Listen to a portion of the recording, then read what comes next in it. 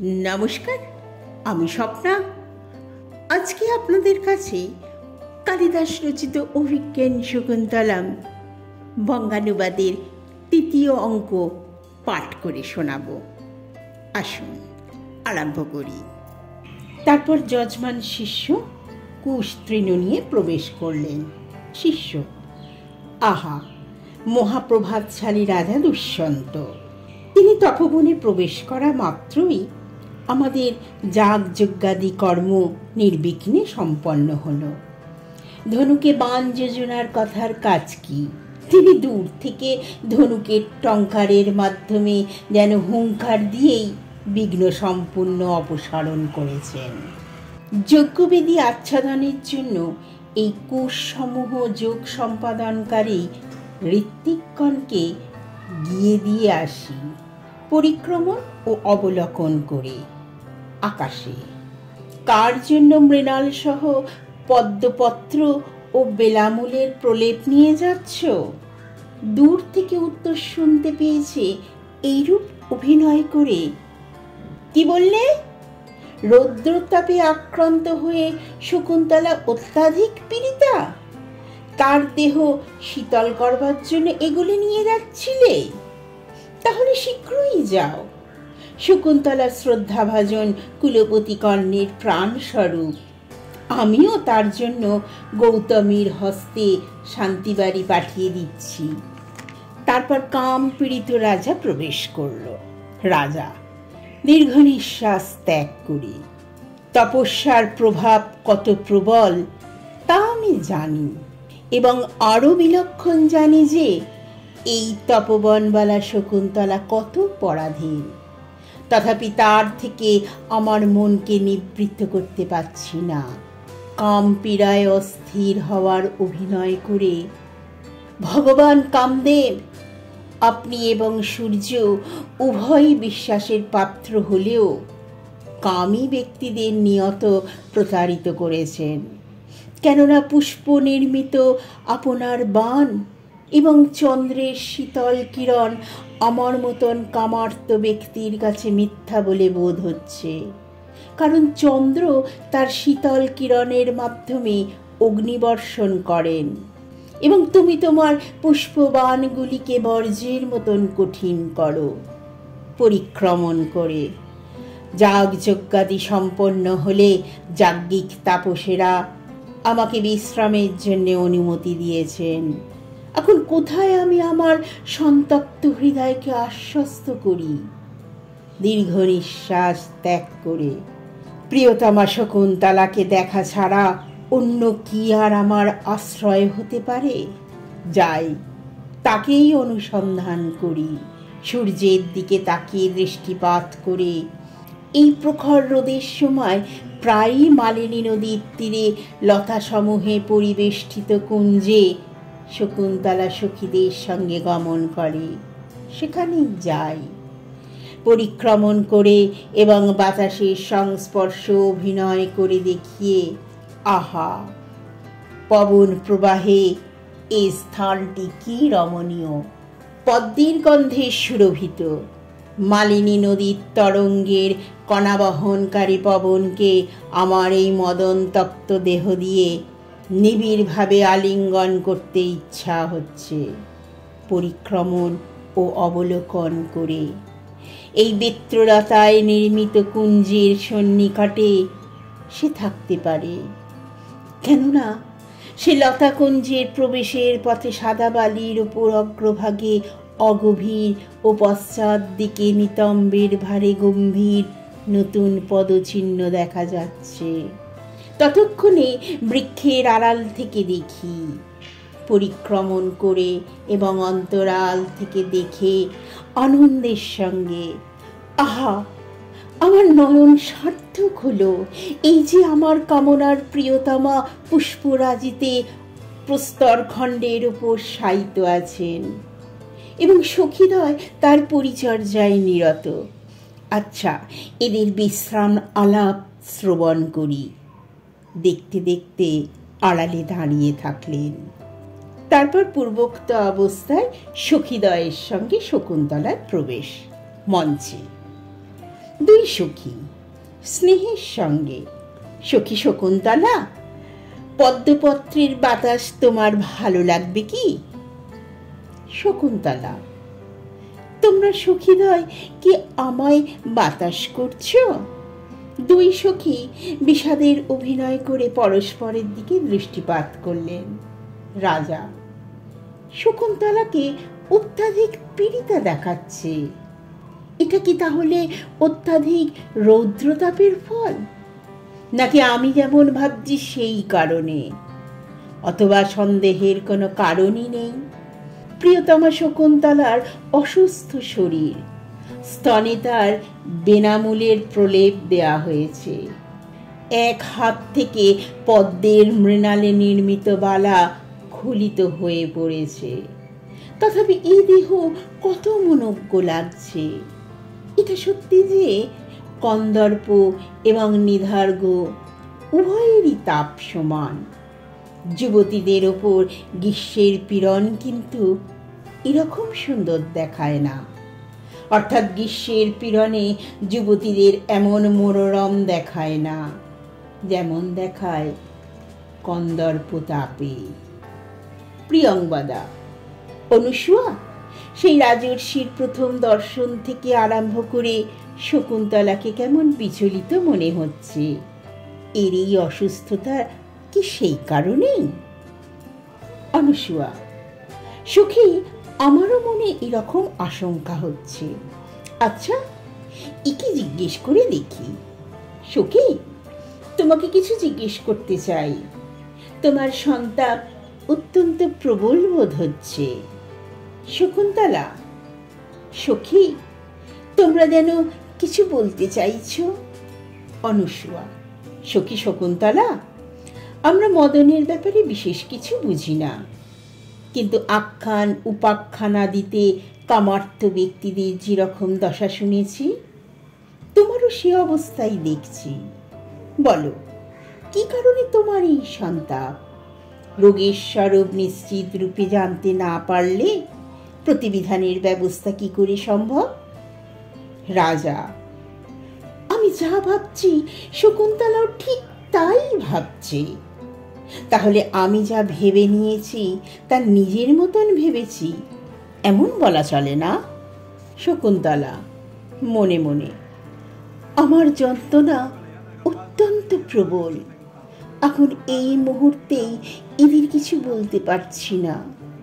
প্রিয়ংবদা, সখী শকুন্তলা, এই যথার্থই বলেছ। কেন নিজের পীড়া উপেক্ষা করছো? প্রতিদিনই তোমার শরীর ক্ষীণ হচ্ছে। কেবল লাবণ্যময়ী কান্তি তোমাকে পরিত্যাগ করেনি। রাজা, প্রিয়ংবদা সত্য কথাই বলেছে, কারণ শকুন্তলার মুখমণ্ডলের গণ্ডদয় অত্যন্ত ক্ষীণ হয়েছে। বক্ষের স্তনদয়ের কাঠিন্য হয়েছে শিথিল, কটিদেশও অত্যাধিক কৃশ হয়েছে, স্কন্ধদ্বয় হয়েছে সাতিশয় অবনত, দেহের কান্তি হয়েছে পাণ্ডুর বর্ণ। মদনাক্রান্ত এই শকুন্তলা পত্র শোষণকারী গ্রীষ্মের পবন স্পর্শে মালতীলতার মতন শোচনীয় এবং সে সঙ্গে মনোরমও দেখাচ্ছে। শকুন্তলা, সখী, অন্য কার কাছেই বা বলবো? এখন তোমাদের কষ্টের কারণ বলবো? উভয়, এই জন্যেই তো আমাদের এত আগ্রহ। দুঃখ প্রিয়জনের সঙ্গে ভাগ করে নিলেই তা সহজেই সহ্য করা যায়। রাজা, সুখ দুঃখে যারা সমান অংশীদার তাদের দ্বারা জিজ্ঞাসিত হয়ে এই বালিকা তার মনোবেদনার কারণ বলবে না? তা হতে পারে না। এই শকুন্তলা যদিও বহুবার সতৃষ্ণভাবে আমাকে দেখেছে, তবু এই ব্যাপারে সে কি বলবে তা জানবার জন্যে অত্যন্ত ব্যাকুল হয়েছি। শকুন্তলা, সখী, যেদিন থেকে তপবনের রক্ষক সেই মহর্ষি আমার দৃষ্টিপথে এসেছেন, সেদিন থেকেই অর্ধেক বলে লজ্জার অভিনয় করলেন। দুই সখী দুজনেই। প্রিয় সখী, বলো। শকুন্তলা, সেদিন থেকেই তাকে পাওয়ার বাসনায় আমার এই দশা হয়েছে। রাজা আনন্দের সঙ্গে, যা শোনার তাই শুনলাম। কামদেব আমার সন্তাপের কারণ ছিলেন। তিনি এখন গ্রীষ্মের অবসানে মেঘাচ্ছন্ন দিবস যেমন চিরলোকের শান্তি বিধান করে, তেমনি আমার সমস্ত তাপের শান্তি বিধান করলেন। শকুন্তলা, যদি তা তোমাদের অভিপ্রেত হয় তাহলে তাই করো, যাতে সেই রাজর্ষির অনুকম্পার যোগ্য হই। অন্যথায় নিশ্চয়ই আমার উদ্দেশ্যে তিলোদক অর্পণ করতে হবে।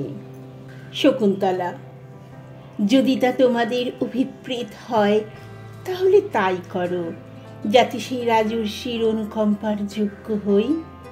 অন্যথায় নিশ্চয়ই আমার উদ্দেশ্যে তিলোদক অর্পণ করতে হবে। রাজা, এ বাক্যে আমার সন্দেহের নিরসন হল। প্রিয়ঙ্বদা, অনসূয়া, আমাদের সখী প্রেমের ব্যাপারে অনেক দূর অগ্রসর হয়েছে। বৃথা কালক্ষেপ করতে সে অক্ষম। যাকে ভালোবেসেছে তিনি পুরুবংশের অলঙ্কার স্বরূপ, সুতরাং এর অভিলাষ অভিনন্দনের যোগ্য। অনসূয়া, তুমি যথার্থই বলেছ। প্রিয়ঙ্বদা, সখী, সৌভাগ্যক্রমে তোমার এই অনুরাগ তোমার অনুরূপী হয়েছে। সাগরকে ছেড়ে মহানদী আর কোথায় বা অবতরণ করে? আম্রবৃক্ষ ছাড়া কি আর পল্লবিত অতিমুক্ত লতার ভার সইতে পারে? রাজা, এতে আর আশ্চর্যের কি আছে যে বিশাখা নক্ষত্র দুইটি চন্দ্রবিম্বেরই অনুসরণ করে থাকে? আচ্ছা, এমন কোন উপায় আছে কি যাতে আমাদের সখীর মনের বাসনা অবিলম্বে এবং গোপনে পূরণ করতে পারি?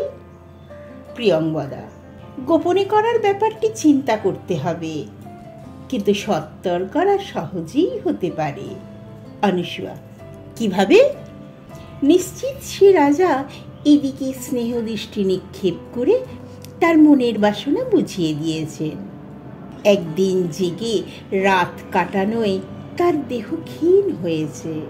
রাজা, সত্যিই আমি সেরকম হয়েছি, কেননা রাতের পর রাত হাতে মাথা রেখে শয়ন করায় চোখের প্রান্ত থেকে অন্তস্তাপের উষ্ণ অশ্রু গড়িয়ে পড়ে বলয়ের মণিকে বিবর্ণ করেছে।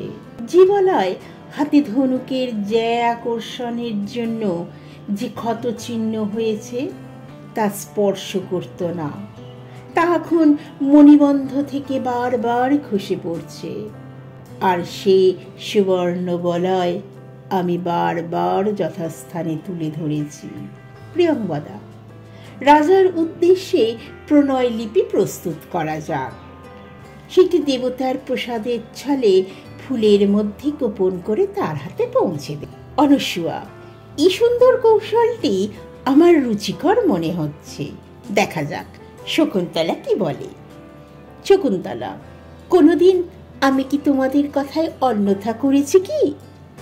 প্রিয়ঙ্বদা, তাহলে নিজের অভিপ্রায় অনুযায়ী কোনো একটি সুললিত কবিতার চিন্তা করো। শকুন্তলা, আচ্ছা, তা ভেবে দেখছি, কিন্তু অবজ্ঞা ভয়ে আমার হৃদয় কম্পিত হচ্ছে। রাজা আনন্দের সঙ্গে, হে ভয়শীলা, যার কাছ থেকে তুমি প্রত্যাখ্যাত আশঙ্কা করছো সে তোমার সঙ্গে মিলিত হবার জন্য উৎসুক হয়ে আছে। যাচক লক্ষ্মীকে লাভ করতে পারে, আবার নাও করতে পারে, কিন্তু লক্ষ্মীর ঈপ্সিত কি করে দুর্লভ হতে পারে? সখীদয়, তুমি নিজ গুণের অপমান করছো। শরীরে তাপ হরণ করতে সমর্থ এমন জগতের জ্যোৎস্নাকে কোন ব্যক্তি বস্ত্রাঞ্চলে আবৃত করে? শকুন্তলা মৃদু হাস্য করে, যা বলছো তা এখন করছি। বসে বসে চিন্তা করতে লাগলেন তার সুললিত কবিতার। রাজা, আমি যে অপলক দৃষ্টিতে প্রিয়াকে দেখছি তা যুক্তিযুক্তই বটে, কেননা পদরচনাকালে ওর একটি ভ্রূলতা ঊর্ধ্বে উত্তোলিত হয়েছে।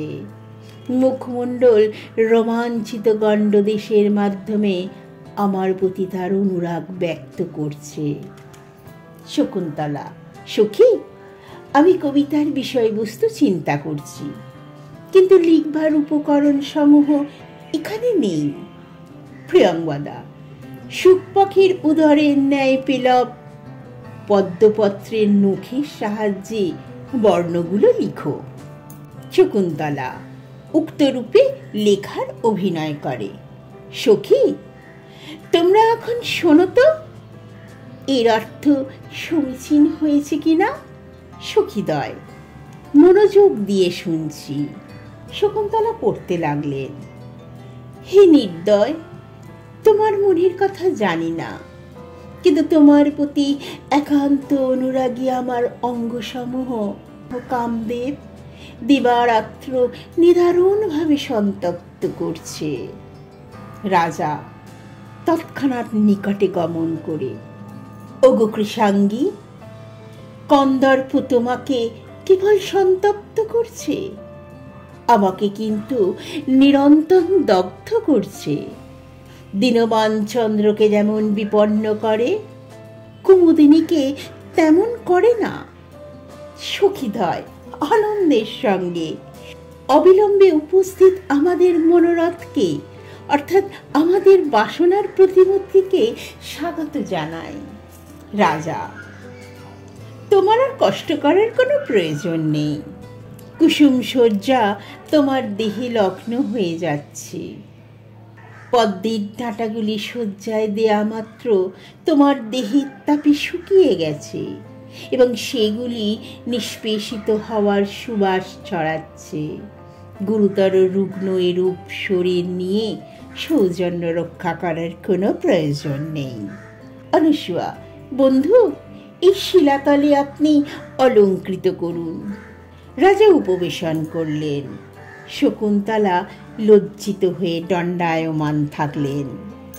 প্রিয়ংবদা: যদি তাই হয়, তাহলে এই আমাদের প্রিয় সখী আপনার জন্য ভগবান কামদেবের প্রভাবে এই অবস্থায় উপনীত হয়েছে। সুতরাং আপনি অনুগ্রহ করে এর প্রাণ রক্ষা করুন। প্রিয়ংবদা: যদি তাই হয়, তাহলে এই আমাদের প্রিয় সখী আপনার জন্য ভগবান কামদেবের প্রভাবে এই অবস্থায় উপনীত হয়েছে। সুতরাং আপনি অনুগ্রহ করে এর প্রাণ রক্ষা করুন। রাজা: এই প্রণয়ের জন্য আমাদের দুজনেরই সমান অবস্থা। সর্বপ্রকারে আমি অনুগ্রহিত বোধ করছি। শকুন্তলা প্রিয়ংবদাকে অবলোকন করে: অন্তঃপুরে রমণীদের বিরহে উৎকণ্ঠিত রাজর্ষিকে অনুরোধ করে কি লাভ? রাজা: ওহে চঞ্চল নয়না, তুমি আমার হৃদয়ে সর্বক্ষণ উপস্থিত। আমার এই হৃদয় তোমাকে ছাড়া আর কাউকে জানে না। তার সম্পর্কে যদি অন্য ধারণা করো, তাহলে মদনের বাণে তো একবার মরেছি, এবার যে সন্দেহে আবার মরলাম। অনুসূয়া: বন্ধু, রাজাদের অনেক পত্নী থাকে শোনা যায়, তা আমাদের এই প্রিয় সখী বন্ধু আর আত্মীয় পরিজনের যেন দুঃখ কারণ না হয়, তেমন করবেন। রাজা: কল্যাণী, আর বেশি কি বলবো? আমার অনেক পত্নী থাকলেও দুটি আমার বংশ গৌরবের হেতু। তার মধ্যে একটি সমুদ্র বাসনা পৃথিবী এবং অপরটি হলো তোমাদের এই প্রিয় সখী। সখীদ্বয় নিশ্চিন্ত হলাম। প্রিয়ংবদা: অনুসূয়া, ওই মৃগ শিশুটি ব্যাকুলভাবে এদিকে তাকিয়ে মাকে অন্বেষণ করছে। চলো, একে মায়ের সঙ্গে মিলিত করে দিয়ে আসি। শকুন্তলা: সখী, আমি যে নিরাশ্রয় হলাম, তোমাদের মধ্যে অন্তত একজন এসো। সখীদ্বয়: যিনি সমগ্র পৃথিবীর আশ্রয়, তিনিই তোমার নিকটে আছেন। উভয়ে নির্গত হলেন। শকুন্তলা: সে কি, দুজনেই চলে গেলে? রাজা: ব্যস্ততার প্রয়োজন নেই, তোমার সেবক স্বয়ং তোমার নিকটেই রয়েছে। ক্লান্তিনাশক শীতল পদ্মপত্রের বঞ্জনের দ্বারা শীতল বায়ু সঞ্চালন করব কি? অথবা সুন্দরী, পদ্মের মতন রক্তিম তোমার চরণদ্বয় করে স্থাপন করে তোমার যাতে সুখ হয় সেভাবে টিপে দিই? শকুন্তলা মান্যজনের কাছে নিজেকে অপরাধী করতে চাই না, উঠে যেতে চাইলে। রাজা, সুন্দরী, এখনো দিনের অবসান হয়নি, তার উপরেই তোমার শরীরের অবস্থা। পদ্মপত্রের দ্বারা এখনো তোমার পয়োধর আবৃত রয়েছে। পুষ্পসজ্জা ছেড়ে এই অবস্থায় পীড়াক্লিষ্ট এবং সুকুমার এই শরীরে কি করে রৌদ্রে গমন করবে? বলপূর্বক তাকে নিবৃত্ত করলেন। শকুন্তলা, হে পৌরব, শিষ্টাচারের মর্যাদা রক্ষা করুন। খাম পীড়িতা হলেও আমি নিজের প্রভু নই।